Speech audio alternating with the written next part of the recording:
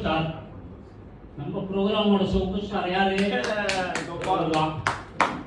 இது எப்படி இருக்கு? சூப்பர் ஸ்டார் இணைந்து பாடுவதற்கு சகோதரி லலிதா அவர்கள். நான் நினைக்கிறேன் முதல்ல தமிழ் பாட்டுன்னு நினைக்கிறேன். எதுவுமே இங்கு டொம்புயில கிட்டத்தட்ட எனக்கு தெரிஞ்சு ஒரு 5-6 பேர் முதல்ல தமிழ் பாட்டு பாடினது அறிமுகப்படுத்தினது இவர் தான். அவர்கள்லாம் இன்னும் நல்ல இதில் இருந்துட்டு இருக்காங்க. ராசிக்காரர்